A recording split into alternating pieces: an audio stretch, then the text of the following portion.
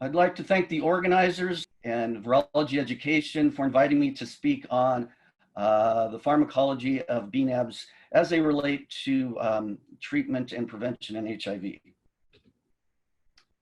I don't have any relevant conflict of interest.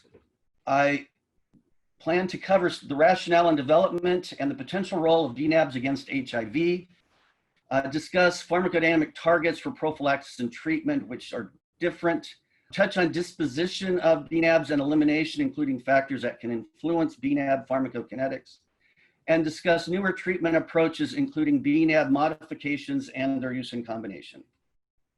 So the current state of HIV in treatment prophylaxis options is so much different and improved over what it was 20, 30 years ago. We have dozens of agents approved of various classes for not only treatment, also for preventing mother-to-child transmission, PrEP, et cetera.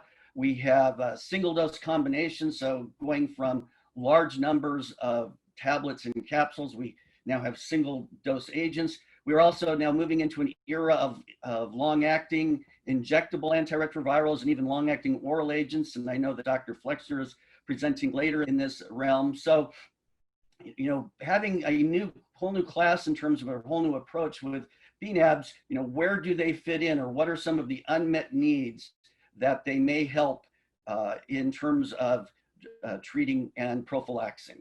Well, I think one of the key ones is further simplification.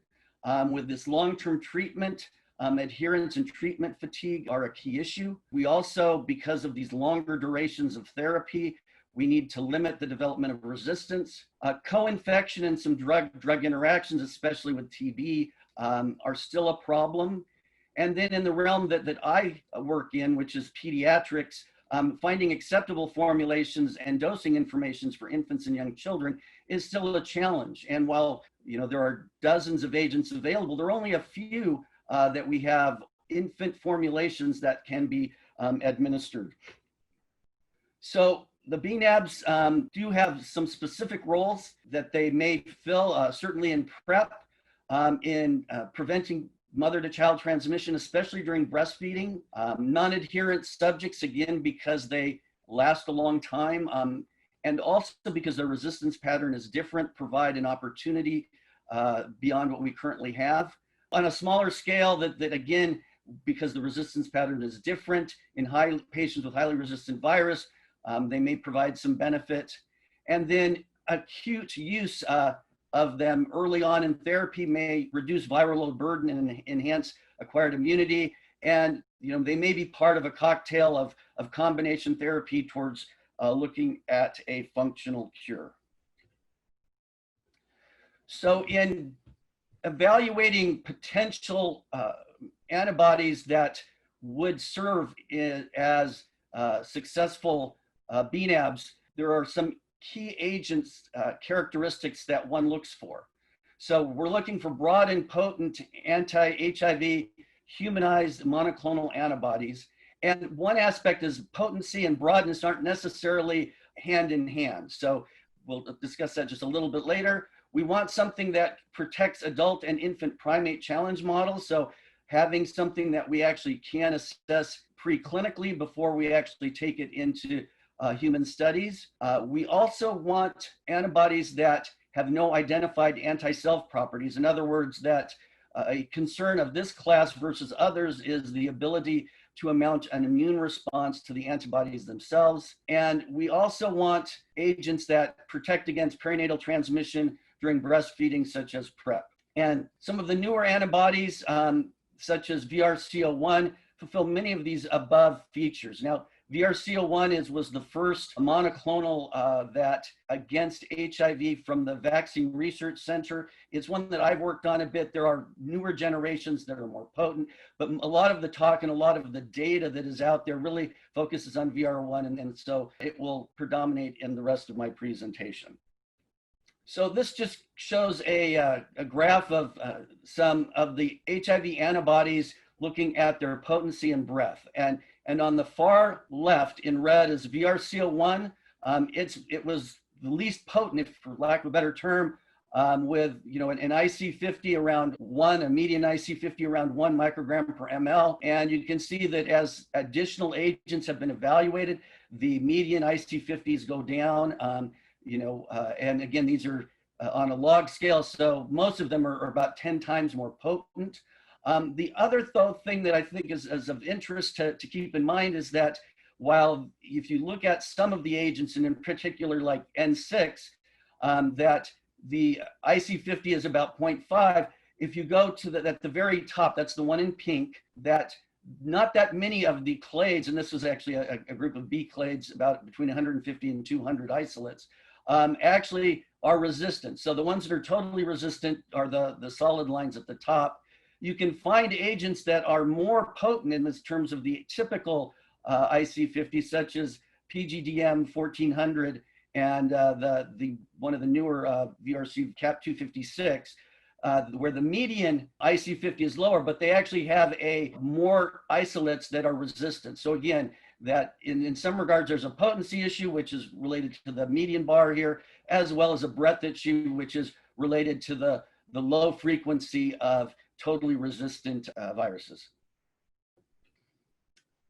In regards to targets for preventing transmission and also with the use of the DNABs, we probably need lower antiretroviral concentrations, which would be adequate for prevention. Preventing mother-to-child transmission with just even zidovudine monotherapy reduced transmission by 2/3, despite the fact that this, very underwhelming antiretroviral regimen did not change the maternal viral load.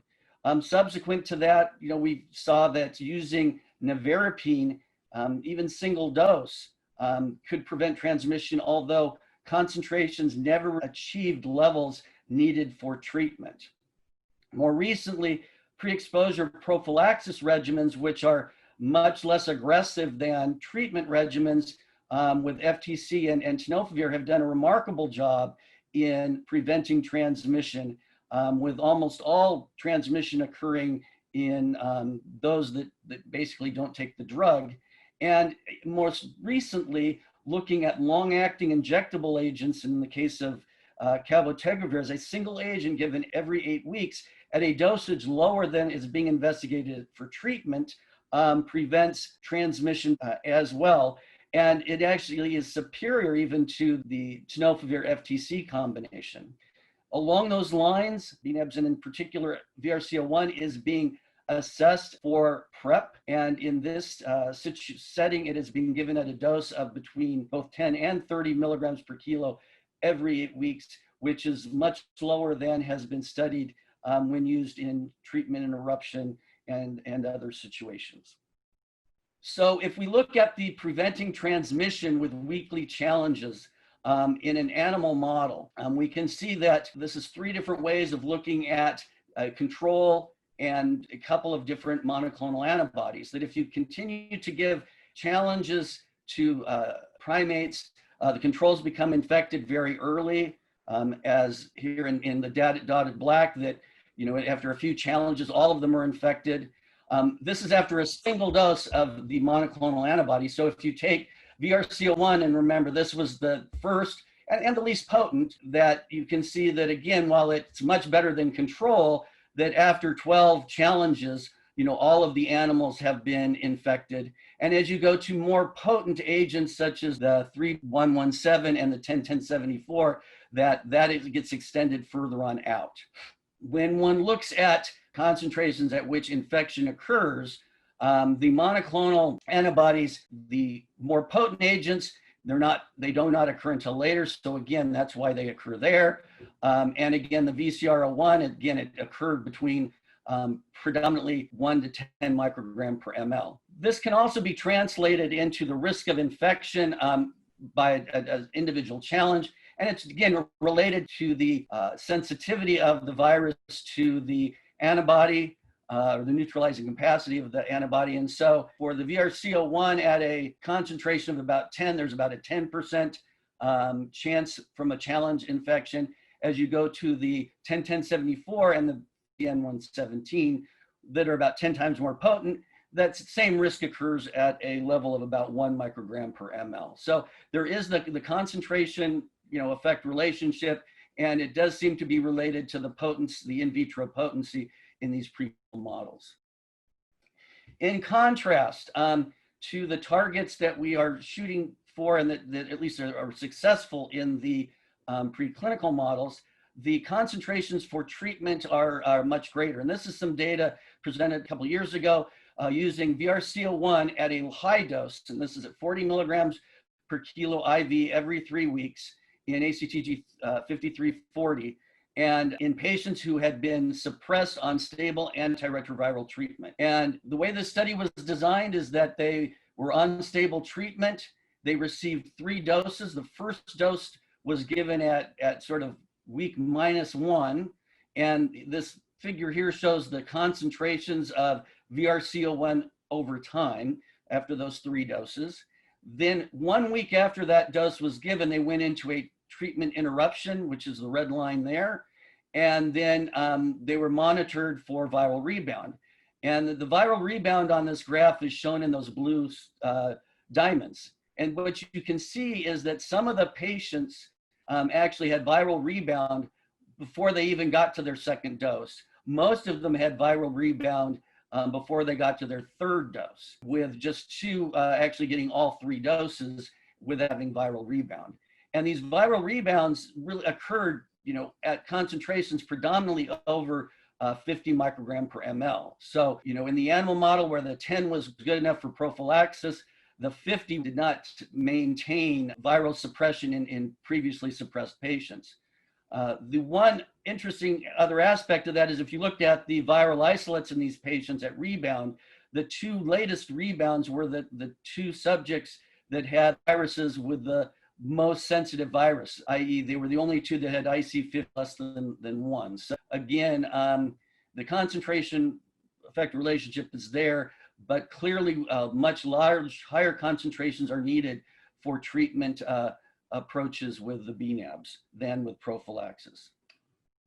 So I'm moving on to the aspects of the drug metabolism, and really we look to the endogenous handling of IgG as the model for the monoclonal antibodies. And so if you think about the standard drug metabolizing enzymes that we are always focused on, they are not involved in the metabolism of antibodies.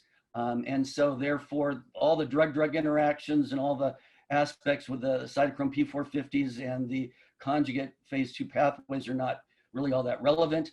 Also, the monoclonal antibodies, at least the full antibodies, are not well filtered. So the renal, the clearance is not a factor, again, not a major factor. So again, it's really looking at how IgG is processed. And so the cartoon over on the left here shows basically the antibody being uptaken by endocyte into the endosome. And again, that's the antibody. These are these FcRn receptors within the endosome, actually within the reticuloendothelial system, as well as albumin here. It actually does bind as well to the FcRn, so it doesn't play a direct role, but potentially an indirect role by limiting the availability of the FcRn. Once in the endosome, the pH drops, and as it drops, as long as it stays bound to the FcRn, it's protected from metabolism, but it actually undergoes, if it becomes detached, it becomes metabolized and degraded. If it maintains binding, it has the opportunity to be recycled into the circulation through the cell surface. And so again, the unbound IgG is degraded at pHs less than 4.5. The other aspect of that is that provides an opportunity to alter the kinetics of exogenous monoclonal antibodies. One other aspect over here just to touch on is that when we're giving these compounds exogenously, we have to consider the absorption as well. And so clearly either by Q, which is the route, but they can also be given IM, administration, there may be some pre-systemic degradation. So that has to be taken into account. And then the other aspect is that there can be mounted immune response to the antibody itself. And so we have to evaluate for ADA or anti-drug antibodies, which can alter the PK, as well as the target itself. If there is a lot of antigen present, one can see target-mediated drug disposition. This is an issue that is can be prominent with some of the anti-cancer monoclonals, especially in solid tumor types.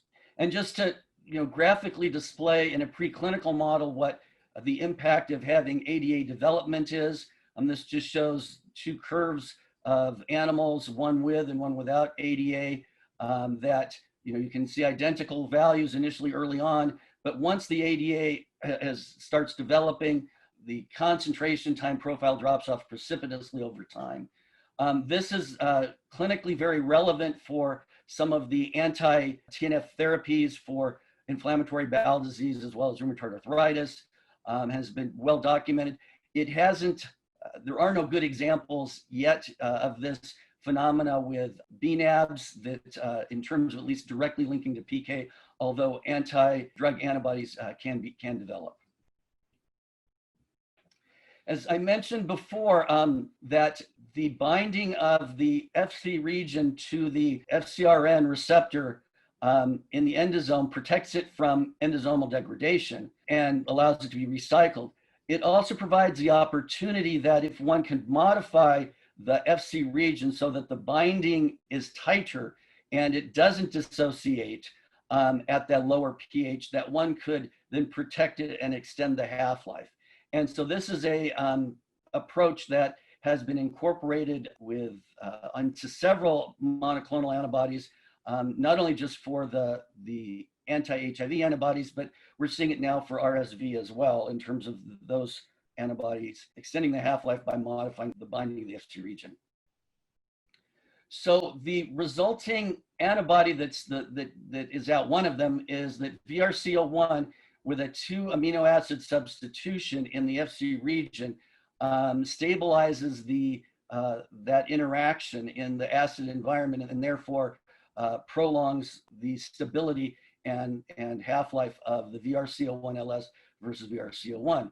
Taking this clinically, or at least pre-clinically, I should say, is shown here. And this shows that if you do that, and this was a single dose, again, study control with multiple challenges over 5 days. All of the control animals developed HIV or SIV, as you can see, at measurable levels. The wild type here, this is the wild type VRC01. You can see that the majority of them did also develop HIV, although there were some that did not develop SIV over time. And it was delayed a little bit relative to the wild type. However, if you look at the animals that got the VRC01-LS, what you can see is that actually about 2/3 of the animals never got infected. And that was because of the prolonged exposure of VRC01-LS. And so that even those that did get infected, it did not occur until a later time. And again, this was just the result of modification of the Fc region to promote a slower degradation and higher concentrations over time. So in the human studies, in the phase 1 studies, when one looks at the VRC01-LS versus VRC01, you can see that there is a very large impact. In fact, more than a 50% reduction in the clearance, and the half-life more than doubles when one makes that modification. And so again, here the blue line being the LS, and this is, and the black being just the VRC01 wild type. The other thing that we also see here is that the variability is actually pretty small. In other words, that you get consistent levels with the dosing. We also have evaluated VCR01 in infants, again, with the goal there of having the availability of an agent to give to newborn infants to prevent transmission via breastfeeding. And what you can see here is that in dose normalized concentrations, First, the infants rapidly get high levels, which is good because it's being given sub-Q. And then they are overall higher than adults, despite the fact that during this time period, there's significant growth, which actually contributes a dilutional effect on the concentrations that are observed.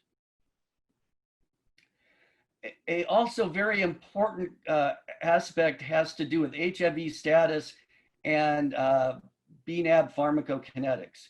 And I'm just giving two examples here of situations where when one looks at HIV infected versus HIV uninfected individuals, that the pharmacokinetics are significantly different. And so on the left here, this is data out of the Rockefeller group and Caskey's group that shows over a 10-fold range that if you look at non-infected versus infected individuals, the half-life is about it's cut in half in those that are HIV infected. So there's a much more rapid elimination. We've also done a population study of HIV negative versus positive evaluation of VRC01, and which is on the right here. You can see that the light blue dots, which are the HIV positive, also have a more rapid elimination, although not as dramatic as the 10-10-74. Whether or not there is some issues related to inflammation or related to some target-mediated drug disposition is unknown. The fact that that across doses in the 10-10-74 data that it is seen consistently might suggest that inflammation, is playing a significant role. The other thing that is of interest is that because we don't get full coverage with all agents, that combining BNABs might might be a good strategy to evaluate, and it may actually enhance acquired immunity. And so this is a small study, but a very interesting study that was presented at CROI in 2019, at least the results where, they saw 3 responses. If the virus was not sensitive to the DNAB, you saw no effect. You saw ones that saw an early rebound on the right here, which is kind of what you'd expect is the concentrations of the 2 different BNABs. Now here they're giving 10-10-74 and BNC 11-17, and those are the concentrations in red and blue. Then you see the rebound that one would expect as the concentrations go down, that you see the rebound expected. And then there was this other group here, though, that saw a late rebound, so that when you gave these 2 together, you saw the reduction in the viral concentrations. But even after the BNABs had sort of disappeared, there was sort of a maintenance, or at least a prolonged time before rebound, with some in later studies taking up to a year to get out. So I think that there's some interesting aspects, especially some ideas with different targets where the BNABs may have some additional effects other than just direct neutralizing activity. And so we're seeing more evaluations of combining therapies together. Another idea of combining, because of volume issues, et cetera, is looking at developing or constructing antibodies that actually hit different targets on the virus. And so this actually is looking at bi and tri-specific BNABs, where modifying now here the variable regions to have elements that have binding from other antibodies that we know other BNABs can be put together in a single molecule. There is this SAR 441236, the Sanofi tri-specific antibody is currently being evaluated. And you can see that it actually has elements from 3 different antibodies. And from that perspective, you broaden the scope of activity that one can get, and we will see how this moves forward in trials here, phase 1. And so the other aspect to be thinking about for these combined antibodies is that given the situation that we are with COVID as well, that we are looking at combined antibodies for COVID as well as HIV therapy, I think there's some important similarities as well as differences to consider here. But I think that the concept of combination of an antibody cocktail, I think has merit across both. Looking at COVID, the antibodies were developed with a spike protein as a target. And an important characteristic is identification of neutralizing antibodies was different. So again, the COVID, from more of a pooled population, a very rapid responded or a very rapidly developed antibody in the population was utilized. Where in HIV, it's important to recognize that these were taken from these long-term non-progressors. So in other words, there had already been a pre-selection for antibodies that seemed to do well with long-term infection without generating resistance. There's also within that context, the difference in the duration of treatment and prophylaxis in these two situations. So again, when we've come forward with a lot of the DNABs for HIV, that these again are coming in a situation where they are done or they've been evaluated long-term, or at least seen in situations where they've been used long-term, both for prophylaxis and treatment, whereas COVID, it's at least at this point has been a shorter duration, so we haven't selected out those. And in the HIV and developing them in the labs, they take multiple passes to develop the HIV DNABs, because of that. And so accordingly, the impact of single monoclonal antibodies for COVID has been disappointing due to rapid resistance development. The figure on the right there just shows that if looking at viruses that were initially sensitive, that even after one pass, almost half were resistant, and then after two passes, the resistance became high. And so again, looking at combined monoclonal antibody cocktails with different strain coverages is under investigation in a couple of trials. There's probably more out there, but this is a fast-moving area, and hopefully some of the information that we learn from that will also have relevance and help guide us in some of our DNAB combination therapy for HIV.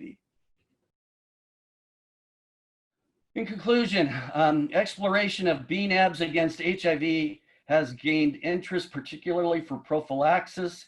And from my perspective, I think in the infant population in particular, where we have many fewer options, they also, from an intensification to limit initial viremia and reservoir seeding, adherence because of the long half-life, I think is important. And then multi-drug resistance, you combine the DNABs and you don't have the cross resistance that one sees with other antiretrovirals. However, we have so many good agents currently that the potency of the oral antiretrovirals, as well as some of the new longer acting injectables, limit, and the limited IgG distribution limits the role of DNABs probably as initial therapy. Sub-Q administration and consistent pharmacokinetics make it attractive for prevention and early treatment. And then combination DNAB and modification in the FcRn and variable regions are being evaluated to enhance clinical utility.